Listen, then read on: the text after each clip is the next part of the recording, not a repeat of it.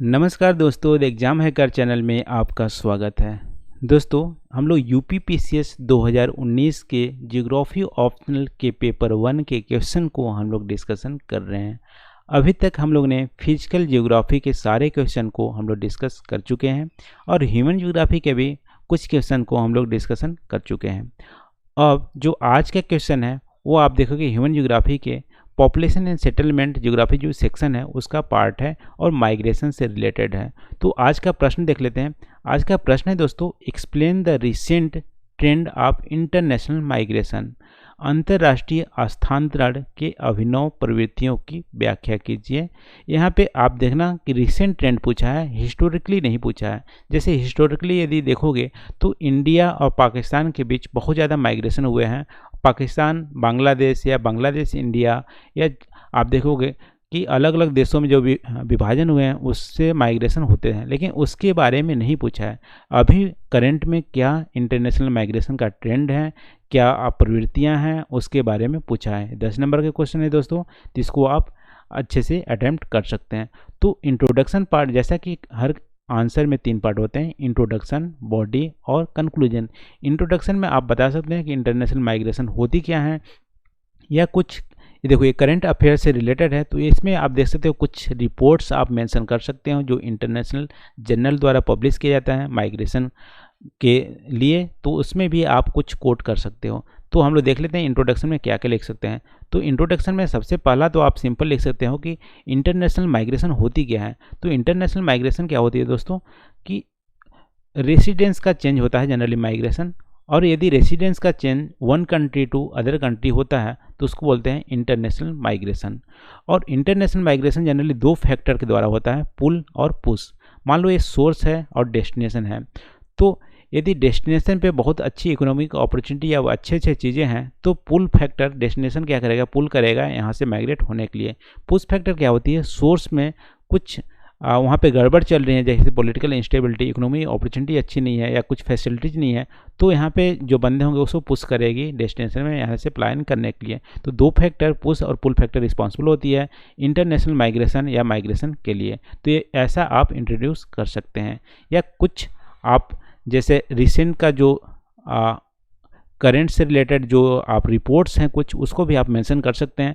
तो यहाँ पे जैसे ग्लोबल माइग्रेशन इंडिकेटर रिपोर्ट जो 2018 का आती है, वो बोलती है कि जो 3.4% जो ग्लोबल की पॉपुलेशन है वो ईयरली माइग्रेट करती है। यानी बहुत ज़्यादा लार्ज अमाउंट जो होती हैं पॉपुलेशन की, लार्ज जो समअप होती हैं वो माइग्रेट करती हैं, वो होती है 3.5% के आसपास।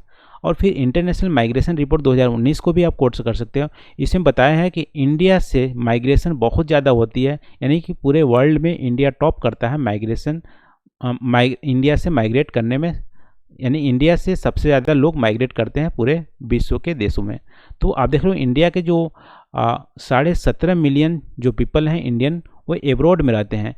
इतने ज़्यादा जो पॉपुलेशन या इतने ज़्यादा पीपल किसी और देश के नहीं है। फिर मैक्सिको सेकंड पे आती है, चाइना थर्ड पे आती है, जहाँ से माइग्रेशन, इंटरनेशनल माइग्रेशन ज़्यादा होते हैं। तो इसको भी आप कोट कर सकते हैं। तो ये रहा दोस्तों इंट्रोडक्शन। अब बॉडी पार्ट में आप रिसेंट जो ट्रेंड हैं जो इंटरनेशनल माइग्रेशन को, उसको आप बता सकते हैं। तो यहाँ पे आप जो इंटरनेशनल माइग्रेशन होते हैं उसके आप देखो कितने टाइप के माइग्रेशन होते हैं, उसको आपको मेंशन करना है। फिर उसके अलग अलग ट्रेंड्स बताने हैं। जैसे माइग्रेशन आप देखो इंटरनेशनल माइग्रेशन, तो वर्क फोर्स का माइग्रेशन होता है जहाँ पे आदमी कमाने के लिए दूसरे देश में जाता है। फिर होता है स्टूडेंट का माइग्रेशन, जो वहाँ पे पढ़ने के लिए आदमी जाते हैं। फिर रिफ्यूजी होता है जो फोर्सफुली माइग्रेशन होता है। फिर कुछ ऐसे माइग्रेंट होते हैं जो अनडॉक्यूमेंटेड होते हैं, उसको बोलते हैं इलीगल माइग्रेंट। तो इस टाइप के माइग्रेशन होते हैं इंटरनेशनल माइग्रेशन। और अलग अलग जो टाइप्स हैं उसमें कौन कौन से ट्रेंड्स चल रही हैं अभी, उसको आपको यहाँ पे मेंशन करना है, जैसा कि क्वेश्चन पूछा है। तो पहला जो टाइप होता है इंटरनेशनल माइग्रेशन का होता है वर्क फोर्स माइग्रेशन। तो वर्क फोर्स माइग्रेशन का अभी ट्रेंड आप देखोगे तो आप देखोगे डेवलपिंग कंट्री से डेवलप्ड कंट्री की ओर वर्कफोर्स माइग्रेशन होता है। यहाँ पे वर्कफोर्स में बोथ स्किल्ड और अनस्किल्ड माइग्रेंट आ जाएंगे, जो डेवलपिंग से डेवलप्ड कंट्री के बीच होता है। तो ऐसा ट्रेंड अभी देखने को मिलता है। तो इंडिया से सबसे ज़्यादा वर्कफोर्स माइग्रेट करते हैं जैसा कि अभी रिपोर्ट में हम लोग देखें। और फिर मेक्सिको और चाइना सेकंड और थर्ड पोजीशन यहाँ पे गेन करता है। लेकिन सबसे ज़्यादा जो सबसे ज़्यादा लार्ज नंबर ऑफ माइग्रेंट जहाँ पे रहते हैं वो हैं यूएसए। यूएसए में आप देखोगे 52 मिलियंस के आसपास जो बाहर से आके लोग रहते हैं यहाँ पे। तो यूएसए सबसे लार्जेस्ट जो माइग्रेशन का होस्टिंग कंट्री है। तो इसको आप मेंशन कर सकते हैं। वर्कफोर्स का माइग्रेशन कहाँ का डेवलपिंग जो ट्रेंड है, डेवलपिंग कंट्री से डेवलप्ड कंट्री होती है, और इंडिया से सबसे ज़्यादा वर्कफोर्स माइग्रेट करते हैं और यूएसए में सबसे ज़्यादा सेटल होते हैं। इंडिया के नहीं, मतलब पूरे वर्ल्ड के जो अलग अलग देशों से जो आते हैं यूएसए में सबसे ज़्यादा सेटल होते हैं, वो है जनरली 52 मिलियन के अप्रॉक्स। तेरह दोस्तों वर्कफोर्स का इंटरनेशनल माइग्रेशन का ट्रेंड। अब देखो इस ट्रेंड दूसरे टाइप का जो इंटरनेशनल माइग्रेशन है वो स्टूडेंट का है।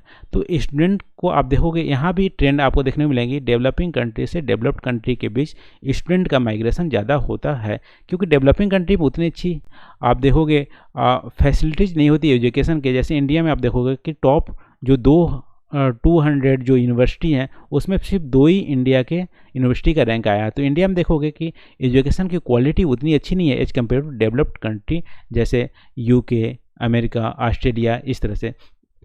तो आप क्या देखोगे यहाँ पे ट्रेंड जो देखने को मिलता है डेवलपिंग से डेवलप्ड कंट्री के बीच स्टूडेंट का माइग्रेशन ज़्यादा होता है। उसमें चाइना सबसे टॉप किया है, उसके बाद इंडिया का नंबर आता है। यानी सबसे पूरे विश्व में चाइना से ज़्यादा स्टूडेंट माइग्रेट होते हैं और उसके बाद इंडिया का नंबर आता है। और एशिया में आप देखोगे 53% ऑफ टोटल स्टूडेंट का जो माइग्रेशन होता है वो एशिया से ही होता है। अब होस्टिंग कंट्री देख रहे हो कहाँ पे जाकर स्टूडेंट पढ़ते हैं, तो यूएसए में सबसे ज़्यादा, फिर यूके, फ्रांस, फिर ऑस्ट्रेलिया, तो इन सब का फिर जर्मनी का भी नंबर आएगा। तो आप देख सकते हो कहाँ से स्टूडेंट माइग्रेट करते हैं और कहाँ पे जाके पढ़ते हैं, उस सब कंट्री के बारे में लिख सकते हो। और ट्रेंड यहाँ पे डेवलपिंग टू डेवलप्ड कंट्री का ट्रेंड है स्टूडेंट के माइग्रेशन में। फिर जो तीसरी टाइप की माइग्रेशन होती है इंटरनेशनल माइग्रेशन, वो होती है फोर्सफुल माइग्रेशन या रिफ्यूजी। तो रिफ्यूजी जनरली कहाँ क्रिएट होते हैं, जहाँ पे पॉलिटिकल अनस्टेबल हो या वहाँ पे बहुत ज़्यादा हिंसा हो रही हो। जैसे मान लो सीरिया हो गया, अफगानिस्तान हो गया, म्यांमार हो गया, यहाँ पे पॉलिटिकल अनस्टेबिलिटी या हिंसा ज़्यादा हो रही है, तो वहाँ से फोर्सफुली माइग्रेशन होती है। तो यहाँ पे यदि ट्रेंड आप देखोगे तो अंडर डेवलप्ड से डेवलपिंग कंट्री के बीच रिफ्यूजी का माइग्रेशन होता है। जैसे अफगान मान लो अंडर डेवलप्ड है और पाकिस्तान डेवलपिंग कंट्री है, तो अफगानिस्तान बगल में जाके पाकिस्तान में जाकर सेटल हो गए हैं वहाँ पर रिफ्यूजी। तो यहाँ अफगानिस्तान से लोग यूएसए जाकर सेटल नहीं हो रहे हैं, यहाँ पे डेवलपिंग कंट्री जो अगल बगल के जो क्षेत्र हैं, जो देश हैं, वहीं पर जाकर सेटल हो रहे हैं। जैसे मान लो म्यांमार से आके बांग्लादेश और इंडिया में सेटल हो रहे हैं। तो यहाँ पे इंडिया और बांग्लादेश क्या है, डेवलपिंग कंट्री है, अब म्यांमार भी डेवलपिंग कंट्री है। तो ट्रेंड जब आप देखोगे डेवलपिंग टू डेवलपिंग कंट्री है, developing under developed to developing country. लेकिन डेवलप्ड कंट्री में रिफ्यूजी का माइग्रेशन नहीं होता है, जनरली कम होता है। जैसे जर्मनी ने कुछ जो रिफ्यूजी हैं उसको एक्सेप्ट किया है जो सीरिया से आ रहे थे। और तो यहाँ पे होस्टिंग कंट्री आप देखोगे तो पाकिस्तान सबसे ज़्यादा अभी जो अफ़गान रिफ्यूजी को वहाँ पे शरण दिया हुआ है। उसके बाद टर्की का नंबर आता है, ठीक है, फिर युगांडा, फिर जर्मनी का नंबर आता है। और सबसे ज़्यादा जो रिफ्यूजी जो जनरेट करा वो सीरिया है, फिर अफगानिस्तान है, म्यांमार है और कुछ अफ्रीकन की कंट्रीज हैं। तो इस तरह से रिफ्यूजी का आप देख सकते हैं ट्रेंड कैसा है माइग्रेशन होने का। फिर जो लास्ट इंटरनेशनल माइग्रेशन है वो इलीगल माइग्रेशन या उसको स्मगलिंग भी बोलते हैं। तो स्मगलिंग या इलीगल माइग्रेशन ऐसे माइग्रेशन होते हैं जो अनडॉक्यूमेंटेड होते हैं। जैसे मान लो बांग्लादेश से इंडिया में अनडॉक्यूमेंटेड यदि घुस जाते हैं तो उसको बोलते हैं इलीगल माइग्रेंट। तो ये जनरली अंडर डेवलप्ड से डेवलपिंग कंट्री के बीच होती है, या डेवलपिंग टू डेवलपिंग कंट्री भी हो सकती है, या यहाँ पे डेवलपिंग टू डेवलप्ड कंट्री भी हो सकती है। जैसे मैक्सिको से बहुत ज़्यादा अनडॉक्यूमेंटेड माइग्रेंट्स यूएसए में जाकर सेटल हो जाते हैं। तो यूएसए तो डेवलप्ड कंट्री है, मैक्सिको डेवलपिंग कंट्री है। तो यहाँ पर ट्रेंड जो देखने को मिलते हैं अनपैटर्न है, डेवलपिंग टू डेवलपिंग हो सकती है जैसे Bangladesh to India, developing to developed हो सकती है जैसे मैक्सिको टू यूएसए, और अंडर डेवलप्ड टू डेवलपिंग हो सकती है जैसे अफगानिस्तान टू पाकिस्तान।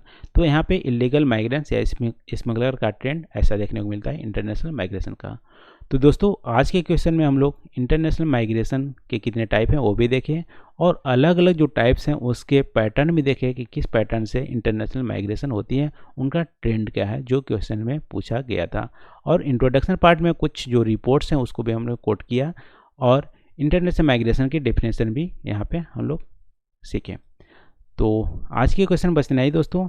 इस क्वेश्चन से रिलेटेड यदि कोई पॉइंट और आप ऐड करना चाहते हो या इससे कुछ हटाना चाहते हैं तो प्लीज़ कमेंट करके आप ज़रूर बताना। तो और वीडियो कैसा लगा है इसको भी कमेंट करके आप ज़रूर बताना। तो आज के वीडियो में बस इतना ही दोस्तों। Thank you for watching. मिलते हैं अगले वीडियो में नए टॉपिक के साथ। Thank you.